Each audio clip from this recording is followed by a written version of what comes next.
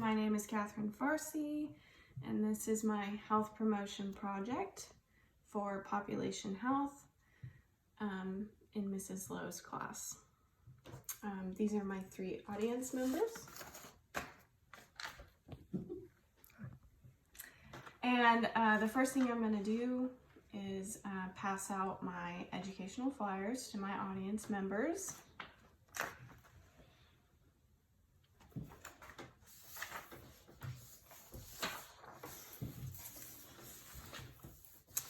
So this flyer is just a good example of the 3 main talking points that I'm gonna go over in the presentation.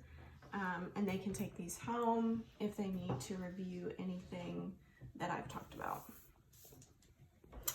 So my health promotion project is about sleep and the long-term effects it can have on health. Specifically the development of chronic illnesses. Before beginning this presentation, I did assess my audience members for their readiness to change by asking them if they are aware of the importance of sleep in a healthy lifestyle. Not everyone was aware of this importance, so we'll be going over this and hopefully that'll answer their questions.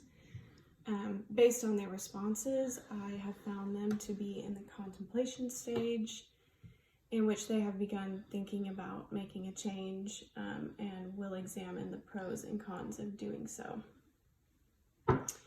So sleep is necessary for our healthy functioning and even survival.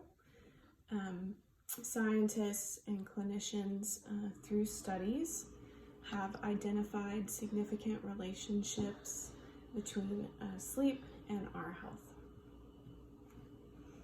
Newer studies being done are strengthening what we already know about sleep and what we have suspected about the relationships between adequate sleep and a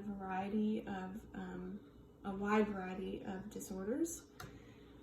These disorders would include hypertension, diabetes, obesity, impaired immune functioning, cardiovascular disease, arrhythmias, mood disorders, dementia, and even loneliness. Sleep is very necessary and important for our healthy functioning. Sleep serves multiple functions. For example, sleep is crucial for our waking cognition. By this, I mean the ability to think clearly, to be vigilant, to be alert, and to sustain attention throughout our busy days. We also know that memories are consolidated during sleep, and that sleep plays, it serves a key role in emotional regulation. Does anyone here know what a good amount of sleep is? 5, 6, 7 hours? 6 to 8, yeah. What do you currently get every night? Probably 7 or 8. Okay, so for the average healthy adult, you want to stay in a zone of ideally somewhere between 7 to 7.5 hours of sleep.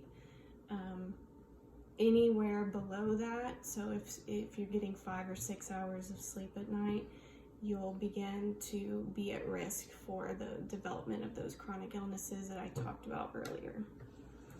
So the key thing to take away from this presentation is that no matter how hectic our lives become, we can no longer afford to ignore what research is telling us about the importance of sleep for our safety, for our mental and physical well-being.